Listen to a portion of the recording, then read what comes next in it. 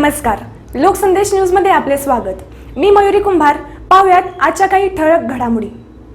8 ऑगस्टला सांगली शहरामध्ये मराठा योद्धा माननीय मनोजदादा जरांगे यांच्या मराठा आरक्षण शांतता रॅलीमध्ये सांगली जिल्ह्यातून आलेल्या लाखो मराठा बांधव यांची गैरसोय होऊ नये आणि सामाजिक भावनेच्या प्रेरणेतून चहा नाश्ता पाण्याची मोफत व्यवस्था विश्रामबाग चौक, पुष्पराज चौक, राम मंदिर कॉर्नर सांगली या ठिकाणी मराठा स्वराज्य संघ आणि केमिस्ट्री ड्रॅगिस्ट असोसिएशन यांच्या वतीनं सर्वांची मोफत अल्पोपहाराची व्यवस्था केली होती। त्याबद्दल राज्य प्रवक्ते माननीय संतोष पाटील यांनी केलेल्या सामाजिक उपक्रमाबद्दल श्री लक्ष्मीनारायण फाउंडेशन या सामाजिक संघटनेच्या वतीनं अध्यक्ष माननीय रमेश अण्णा चव्हाण, उपाध्यक्ष चंद्रकांत मालवणकर, सेक्रेटरी सुधाकर नार्वेकर यांच्या हस्ते राज्य प्रवक्ते माननीय संतोष पाटील यांचा सत्कार करण्यात आला। यावेळेला प्रभारी अध्यक्ष गजानन पोद्दार, विजय देसाई, सचिव अमित देसाई, सुशांत नार्वेकर, विजय कल्याणकर, शंकरराव मोहिते, रणजित चव्हाण, कपिल मालवणकर, संभाजी पाटील आणि इतर अनेक जण उपस्थित होते।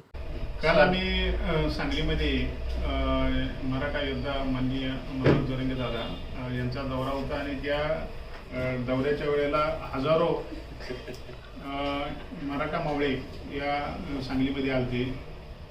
विश्रामबाग चौक, पुष्पराज चौक आणि राम मंदिर कॉर्नर या 3 ठिकाणी चहा पाणी आणि नाश्ता याची व्यवस्था केली। आपल्यातलं कोण होतं माहीत नाही, परंतु प्रताप शिंदे तिथं आलते आणि त्यांनी चहा नाश्त्याची आस्वाद घेतला। त्यांनी आभार मानले। म्हणजे आपल्यातलं एक तिथं कोणतरी एक प्रतिनिधी होते। प्रत्यक्षतः हे करत असताना लोकांचा पण मला सहभाग असतो। त्या सहभागातून आपण मी काय वेगळं काय करत नाही, पण थोडंसं माझं आणि त्यांचं आणि सगळ्यांचं एकत्रित करून नवीन काहीतरी आपण निर्मिती करत असतो। अशीच निर्मिती आपण आज लक्ष्मीनारायण फाउंडेशनच्या वतीने भविष्य काळात करूया आणि समाजाचा उपक्रम ठेवून लोकांचं आणि आपलं भलं करण्याचं काम करूया। या निमित्ताने ह्या शुभेच्छा मी देतो।